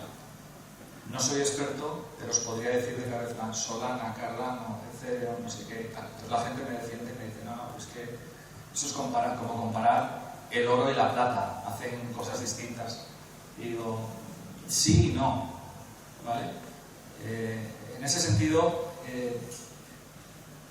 tú puedes crear una criptomoneda de cero a coste cero. O sea, es un poco como imprimir dinero, ¿vale? Y el objetivo, te garantizo, y voy un paso más atrás, que era mi argumento con Daniel Lacalle. Daniel Lacalle y yo, en el libro de energía, teníamos una línea muy polémica, que era: y el último barril de petróleo valdrá cero. Y nos miraba la gente y decía: estos tíos están locos de remate, porque además los vimos en un mundo picoel y tal. ¿Por qué decimos que el último barril de petróleo valdrá cero? Por las tecnologías, por el poder disolutivo. Entonces, en ese sentido, el tema de Bitcoin contra otros es que, y un error básico que conoce la gente es: nadie necesita petróleo. Ninguno de los que estamos aquí, ninguno, necesitamos petróleo per se. ¿Qué necesitamos? Transporte del punto A a B lo más barato posible, más eficiente posible, más limpio posible. Pero nadie necesita petróleo. Si yo te doy una forma de teletransportarte del punto A a B segura, barata y limpia, lo harás. Nadie necesita petróleo. ¿Qué piensa la industria del petróleo? Necesita mi petróleo. No, yo no necesito tu petróleo. ¿Vale? Y se confundían temas muy básicos. La gente que compra Bitcoin no compra Bitcoin por ser Bitcoin, no compra petróleo por ser petróleo. Busca una solución a un problema. Que sea el primero en moverse y que haya tenido ciertas ventajas, lo reconozco. Pero no existe escasez en global. Y entonces, esto lo que hace es generar... ¿Habéis visto la película Los Inmortales? Highlanders, es un clásico. Solo puede quedar uno. Claro, los bitcoiners son... si solo hubiera una criptomoneda, se podría defender. Pero el otro día puse un argumento, digo, si el Bitcoin fuera un buen hedge contra la inflación, también debería serlo Cardano, ¿no? Y Solana, todo, o sea, los otros también, ¿no? ¿Por qué no? Si el Bitcoin... Entonces, tú tienes el Bitcoin como buen hedge y te dicen: sí, el Bitcoin sí, pero el resto no. Dios, pero es un cachondo. ¿Cómo que no? ¿O sí o no? No, es que el Bitcoin solo es el Bitcoin. ¿Estás hablando? ¿Tú te comprarías un Mercedes del 2008? Tú sí, yo también, pero la tecnología varía. Hay avances. Entonces, lo único que os digo es que existe esta fijación, pero en mi opinión ni es escaso, y el momento que tú destruyes la falacia de la escasez, destruyes el valor básicamente de protección contra la inflación. Yo también os digo otras cosas, que hay el tema del concepto de señorage. ¿Quién se ha leído el libro? ¿Qué sabe lo que significa señorage? Señorage, os voy a sacar del problema. Señorage es el privilegio de... ¿Cuánto creéis que cuesta imprimir un billete de 500 euros? ¿Qué me dice un número? Al Banco de España, ¿cuánto le cuesta imprimir un billete de 500 euros? 2 euros. Menos. ¿Habéis visto Casa de Papel? ¿Cómo imprimen los billetes de 500 euros? ¿Cuánto les cuesta cada billete? 1 céntimo. Pues resulta que el señorage es el privilegio que tiene el Banco Central de gastarse 1 céntimo y crear 500. O sea, es el mejor negocio de la historia. El mejor negocio de la historia, tener un Banco Central. ¿No? Bueno, pues ese señorage, ¿tú crees que un gobierno lo va a ceder? Evidentemente que no, es decir, más allá del mérito que pueda tener o no la criptomoneda, que yo soy un gran fan de la tecnología y creo en el blockchain y creo en muchas cosas y creo en la descentralización y tal, también os digo que es un arma de doble filo. ¿Sabéis? El concepto de descentralización suena muy bien, pero vosotros ¿por qué creéis que hay negocios que están regulados?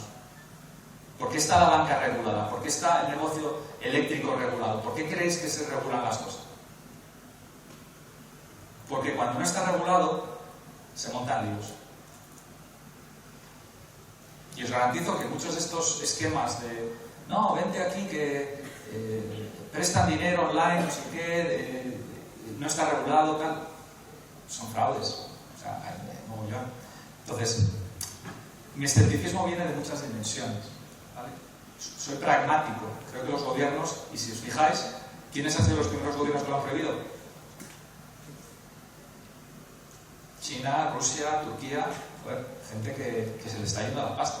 ¿No? Si es que esto... Y sabéis, un ejemplo que utilizaba en el libro. Por eso estudiar historia es como que ayuda, ¿vale? ¿Hasta dónde creéis que puede llegar un gobierno, ¿vale?, a obligarte a aceptar papel moneda? Os cuento lo que pasaba en su día. Yo soy un granjero y entonces coproducía mi maíz y venía el gobierno, o sea, te obligan a pagar impuestos, a aceptar el papelito y decías, vale, voy a pagar impuestos, y le decías al gobierno, sí, aquí los tiene, en su papelito moneda. Y decía, no hombre, a mí el impuesto del maíz. Y decías, serás cachondo, o sea que me obligas a mí a coger tu papel moneda, te voy a pagar los impuestos en papel moneda y no lo quieres, tú quieres mi maíz, pero tú me das a mí papelitos, ¿no? La gente evidentemente se levantaba y decía, esto es un abuso, me estás robando, me estás dando papelitos que no valen nada. Bueno, pues ha habido varios casos en la historia que se declaró pena de muerte por no aceptar el papel moneda. Ese es el grado de desesperación al que puede llegar un gobierno en crisis porque la gente no acepta su papel moneda. ¿Tú te crees que, evidentemente, que el Bitcoin lo pueden tracear y demás? Y por supuesto que vais a pagar impuestos, 100%. O sea, la gente está pensando, hay un foro tal. Y los NFTs, todas estas cosas, va a haber casos dramáticos porque esto se tracea. O sea, solo os digo que estas nuevas tecnologías, estas nuevas panaceas, hay parte de verdad, hay parte cierta. Y yo utilizo un ejemplo, no sé si lo habéis visto alguna vez, es el típico que dice 1 igual a 1. 1 más 1 igual a 1 más 1. Y empieza a hacer así y de repente es 1 igual a 0. ¿Lo habéis visto alguna vez? Entonces, hay un paso en el que te han metido ahí algo que básicamente, para el que no lo sabes, dividir por 0, ¿vale? Dividen por 0 los dos lados y salen números distintos. Y esto es lo mismo, te están vendiendo una moto tecnológica y en uno de esos pasos, pero vamos, yo tengo un debate, uno de mis íntimos amigos es el director general de una de las compañías más importantes de España de seguridad, una de los seguratas, y es un tío eminencia en criptomonedas y nos lo pasamos muy bien en las cenas, a veces debatiendo, y entonces yo tengo mi visión, él tiene la suya, pero yo creo que la gente, los ingenieros, la gente técnica, los soñadores, en cierto modo, ven el lado tecnológico, pero yo he visto pragmáticamente muchas de las cosas en la práctica que ocurren y por eso viene mi grado de escepticismo. Por lo tanto, repito, no me considero una posición de la verdad, creo que cada uno de los argumentos es debatible, tengo el mayor respeto del mundo por mi amigo, por Daniel Lacalle y otros muchos, y vamos a ver cómo acaba la película. Lo único que os digo es que no es ni blanco ni negro y que mucho cuidado con posiciones excesivas, con casi fundamentalismo, ¿no? Porque los bitcoiners agresivos, o sea, a mí me tienen frito en las redes, o sea, frito porque me da igual, pero el otro día me reía mucho porque escribía algunos de estos influencers, claro, que un tío que se llama Naval, Naval decía, ¿viste el mensaje? Decía, Bitcoin es donde está la gente más inteligente del mundo, o algo así. Los tíos más inteligentes del mundo están en Bitcoin. Y yo decía, ya lo entiendo, o sea, que los inteligentes están en Bitcoin, los no inteligentes, es como, te estás, pues no, pues habrá que sí y otros que no. Pero bueno, es un mundo fascinante, de verdad que lo digo con toda la humildad del mundo, y yo cuando recibo las críticas y los argumentos intento revisarlo y digo, a ver, esto es network effect, a ver, y no me voy a meter en temas como Tether y otras historias que creo que hay un Ponzi brutal. Pero bueno, tomando una posición extrema, pues hay gente que respeto mucho también, pues que tiene una visión extremadamente, digamos, más cautelosa, ¿no? Agustín Carstens, el antiguo gobernador del Banco Central de México, a que conozco personalmente, director general de la IMF, definía el Bitcoin como una mezcla de una burbuja, un esquema Ponzi y un desastre medioambiental, ¿no? Es un poco extremo. Pero bueno, fascinante el tema. No sé si os he aclarado o no, pero simplemente cautela. La verdad que es una pena porque vamos fatal de tiempo. No sé si dejar pasar una pregunta, ¿te parece que dejemos pasar a...? Yo si hay alguien que se tiene que ir, chicos, no os sintáis. Sí, hay gente yo de tiempo estoy bien, encantado de que quiera quedarse. Bueno, buenas. Sí, bueno, has hablado también de tu visión, de gente con la que compartes, relaciones, de personajes. Y yo mi pregunta era más dirigida si, desde tu punto de vista, si crees que, bueno, que la clase política o que los encargados de estas instituciones, si crees que realmente conocen la problemática que te has presentado. Lo digo porque, bueno, yo estudio comunicación y sí que el mundo de la comunicación puede ser un poco difuso. Y si tú crees que es más bien, pues que no se hacen los locos, como dices, o realmente conocen con gravedad la problemática. Gracias. La pregunta del millón, si te digo de verdad. Y creo que hay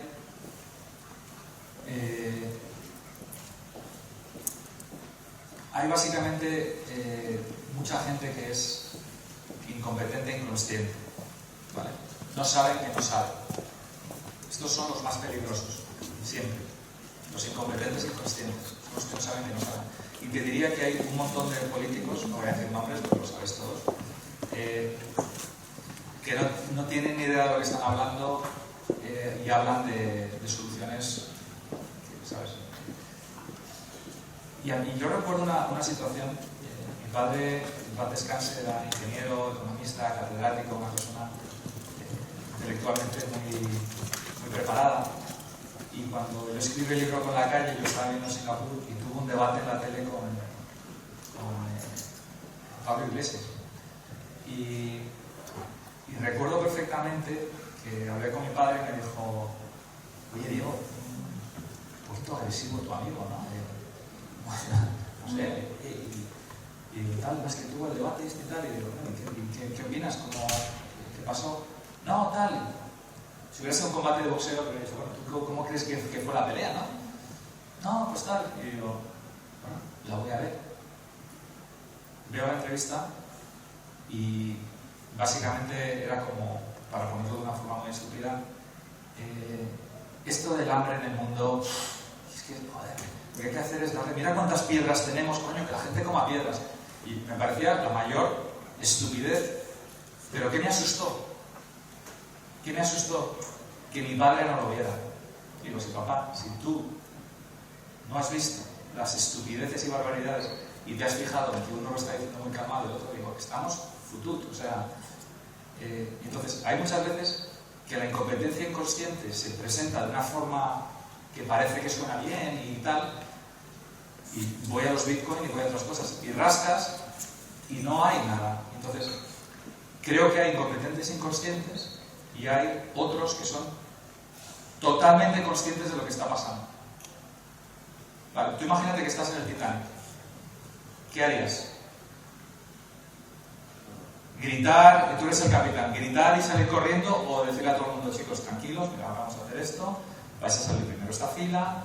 O sea, están por dentro paniqueando a un nivel que no te puedes imaginar. Por fuera no pueden decirlo. Existe un concepto muy importante en finanzas que se llama la reflexividad. ¿Quién sabe lo que es la reflexividad? Por un libro. Yo podría decirte. Tú tienes un libro. ¿Alguien más? Si no te dejamos aquí. ¿Qué significa la reflexividad? ¿Quién sabe lo que significa causa-efecto? Sí, ¿no? Venga. Sí, bueno, básicamente es una teoría que presentó, que has mencionado yo solo, y era que básicamente no únicamente el precio influye, bueno, no únicamente los fundamentales influyen en el precio, sino también el precio en los fundamentales. Perfecto. ¿Qué significa eso? Os voy a poner un ejemplo de reflexividad muy claro. Crisis europea del año 2012. ¿Vale? Básicamente empieza a haber un poquito de crisis y la gente se empieza a poner un poquito nerviosa. Parece que Islandia se ha ido a la bancarrota, se habla de que Grecia igual está tocadilla y tal. Entonces le preguntaban al ministro de España, ¿vosotros estáis bien? Estamos perfectamente, nosotros no tenemos ningún problema, esto es en Grecia, está aislado. Pero la situación en Grecia iba deteriorándose. Los precios de la habilidad de Grecia de pagar su deuda y de avanzar iba deteriorándose. Y básicamente, según iba cayendo Grecia, nos volvían a preguntar, oye, pero ¿seguro que estáis bien en España? Sí, hombre, el bono está al 1,5, yo me puedo financiar, hago mis cuentas, todo está en orden. Oye, que Grecia está yéndose al garete. Grecia pasa del 7 al 15% bancarrota. ¿Cuál era la siguiente pieza del dominó? Irlanda. Lo mismo. Ministro irlandés. ¿Ustedes están bien? Sí, no sé qué. Historia larga corta. Cae Grecia, arrastra a Irlanda y según van cayendo las piezas del dominó, el bono y la financiación de los gobiernos empieza a subir y España pasa del 2 al 3, al 4, al 5. Oye, ¿estáis bien? ¿Podéis financiaros? Y dice, al 2 sí, al 5 estoy ya un poco más tocado. ¿Ves? Lo sabía, te lo dije, que no podían financiarse. ¡Pum! Todo el mundo se sale, el 7% bancarrota. Entonces, ¿qué ha cambiado? España no cambia nada. 2 semanas seguía recibiendo sus impuestos, no había cambiado nada. Pero los fundamentales impactan los precios, es decir, tu situación impacta tu habilidad de financiarte en el mercado, pero tus precios también impactan tus fundamentales. Es decir, cuando el mercado se movió, nos arrastró. Y esto, Soros, que es el maestro de las burbujas, por cierto, otro factor, se utiliza mucho a favor del Bitcoin, es Diego, Paul Tudor Jones lo ha comprado. Digo, ya, evidentemente lo ha comprado, porque es un maestro de las burbujas, pero también lo ha vendido. Y cuando o sea, ¿tú te crees que Paul Tudor Jones compra el Bitcoin y no lo va a vender nunca? Paul Tudor Jones es el maestro de las burbujas, se lo compra aquí, sube aquí, y no es que lo venda, es que se pone corto. Y Soros igual. Entonces, digamos que esta es la situación que tenemos de esta. Entonces, a tu pregunta, hay incompetentes inconscientes que no saben, hay gente que sabe perfectamente lo que está pasando, pero la complejidad del problema es que no es blanco-negro, es que es una realidad muy fluida y por lo tanto tienes que intentar que la calma y mantener el motivo por el que se imprime tanto dinero es porque había que tranquilizar al mercado y dar una sensación de control. En el año 2008, la crisis de Lehman, se imprimieron 700.000 millones de dólares. En aquel momento se consideraba una cantidad ingente de dinero, pero era el agujero que tenían los bancos de inversión. ¿Qué ocurrió?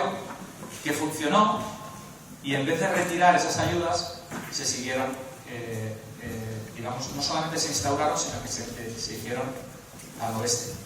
Entonces el problema no era, yo digo a veces que el quantitative easing 1 era justificable, 2 fue un error y 3 fue un problema enorme.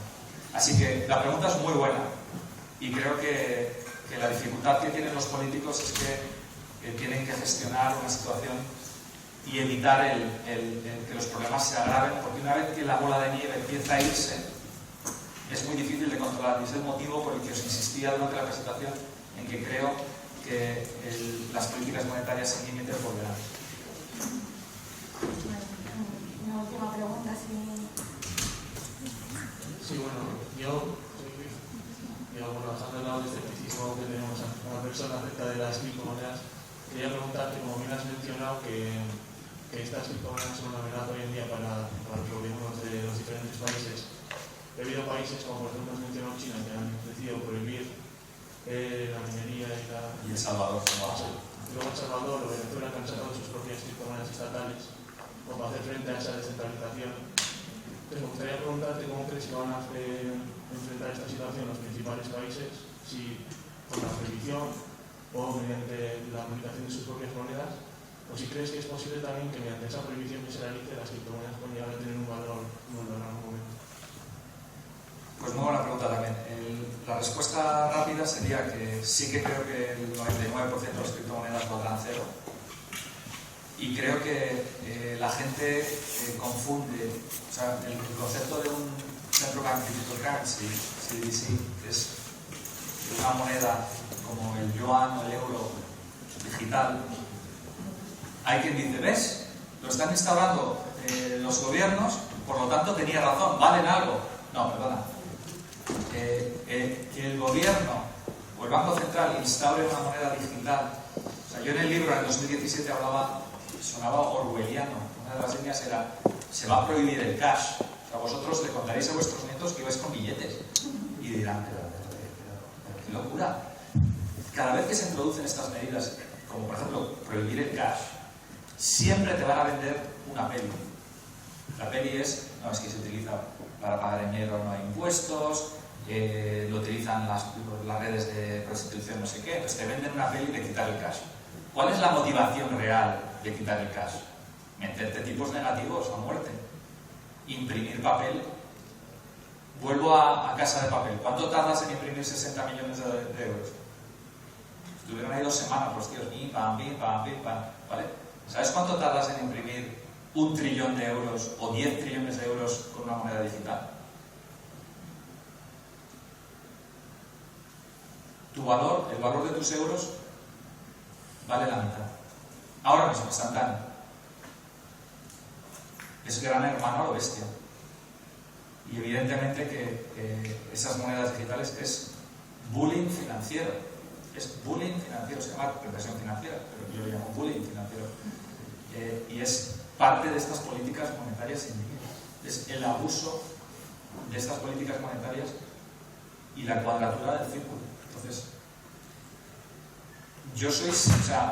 no penséis que soy anti-Bitcoin porque no creo en la libertad. Yo creo en la libertad, creo en la tecnología. Pero una cosa es que crea en la libertad de tecnología, otra que crea que sea una buena inversión. ¿Vale? Os explico, en el libro de energía yo hablaba del gas natural, de la globalización de la energía y tal. Y entonces hablaba mucho del gas natural, y me decía todo el mundo, ostras, ¿compro gas natural? Y digo, no, yo estoy bullish en volumen, no en precio. Una cosa es que el gas natural tome una mayor importancia en el mercado mundial y otra que vaya a valer más. Pero la gente asume, no, el gas natural va a ser muy importante, pues lo voy a comprar. Y digo, no, joder, si es al revés, si es que luego las cosas cambian. Entonces, el tema de las monedas de los bancos centrales, monedas digitales, piensa básicamente que el abuso monetario y fiscal y el gran hermano es a otro nivel. Tú mira dónde está China. ¿Vale? En Hong Kong, Jorge ha vivido en Hong Kong muchos años, vas por la calle y había camaritas y te tienen, fichado, no, lo siguiente, sabían dónde estás, qué haces, qué compras, no sé qué, en China. O sea que ya una moneda digital donde todo lo tenga, ya el cash no se acepta, todas tus transacciones, todas están guardadas, todos los impuestos te diluyen. O sea, la represión, por desgracia, va aumentando y la tecnología. O sea, yo tengo un amigo, el otro día estuvimos cenando con un gestor que es medio genio, medio loco, y tiene unas teorías conspiratorias muy divertidas, y en cierto modo te dice que los gobiernos han creado esta dinámica de criptomonedas como un caballo de Troya, porque ahora todo el mundo está animando, ¿no?, a que las criptomonedas entren, y es un caballo de Troya. Pues, y básicamente lo único que va a hacer es destruir, porque la gente ya está acostumbrada a ese concepto. Si tú hubieras intentado introducir el concepto de una moneda digital de un gobierno sin que existiera el Bitcoin, ¿alguno de vosotros lo hubieras aceptado? No. Pero como tenéis el Bitcoin, no, esto es fantástico. Entonces, un euro digital, sí, lo entiendo y lo acepto. Bueno, pues la teoría que tiene este chico, yo creo que tiene su parte de lógica, es que nos lo han plantado como un caballo de Troya. pero lo que viene no es el Bitcoin, lo que viene es el euro digital y be careful what you wish for, o sea, cuidado con lo que deseas, que dicen los ingleses. Entonces, blanco y en botella. Yo creo que este tema monetariamente, por eso me dices, ¿oro Bitcoin? Pues oro. Pero vamos, os digo, antes de comprar un solo Bitcoin, compraros un piso. ¿Sabes? Utilizar ladrillitos, cosas que podáis vivir, disfrutar y sobre todo evitar un poco las locuras, el apalancamiento que os puede dar a temas. Yo creo que el tema de las inversiones, mi tweet de hoy va un poco por ahí. Siempre veo a estos Saylor y compañía un poco, si no tienes Bitcoin estás corto, si no, no sé qué. Eso es verdad para una casa. Si tú no tienes un piso, que asumo que la mayoría de vosotros no tenéis un piso hoy, si mañana se dobla el precio de los pisos, nos gusta, ¿no? Estáis sufriendo. Por lo tanto, cuando tú tienes 0 casas, no estás flat, no estás corto. Corto significa que cuando el mercado sube, pierdes. Pues siento deciros a todos que todos los que no tengáis un piso, no estáis neutros, estáis cortos del mercado. Entonces, lo primero que tenéis que hacer es neutralizar vuestra posición corta. Y después, si queréis comprar Bitcoin o oro o lo que os dé la gana, pero yo os recomiendo humildemente que empecéis con algo pequeñito, lo que sea, con vuestro primer trabajo. Creo que es algo que importa. Lo digo porque Barry Silbert, uno de estos tíos también con 300.000 millones de seguidores, decía, a largo plazo da igual si compras el Bitcoin a 30 o 60. Como diciendo, da igual. Digo, yo eso sí que creo que da igual cuando compras una casa. Es donde vives. En cierto modo, siempre cuando la miras para... Pero el Bitcoin es irrelevante. El Bitcoin que suba o baje a mí me da igual. Yo no estoy ni corto ni largo ni nada. Es que me da exactamente igual qué pasa con el Bitcoin. Me da exactamente igual. O sea, no me da... Entonces, no soy un enemigo del Bitcoin. Lo que pasa es que veo que me siento en la obligación moral de contrarrestar las falacias que están engañando a muchísima gente que se va a arruinar. Si es que yo ya esta película ya lo he visto. En 2001. Así que... por lo menos tenéis otra opinión.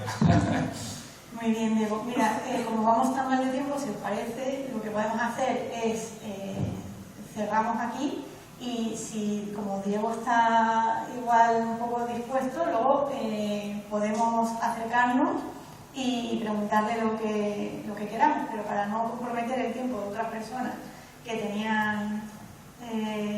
Claro que sí. Eso es.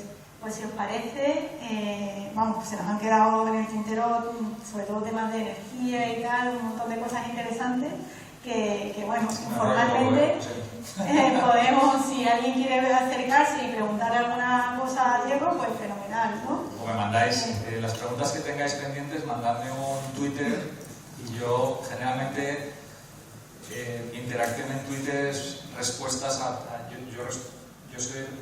respondo a provocaciones, en cierto modo, ¿no? Veo un email, me provoca una respuesta y... O sea que si hay cosas que os gustaría que comentáramos, o bien ahora mismo, si os apetece, y si no, pues nada, en cualquier ocasión. Pero siento si nos hemos alargado un poco, agradeceros el tiempo y espero que os haya provocado, os haya hecho pensar y, como diría Frida Kahlo, ¿no? Como empiezo mi artículo, digo, no quiero que pienses como yo solo quiero que pienses. Así que os dejo con eso. Genial. Pues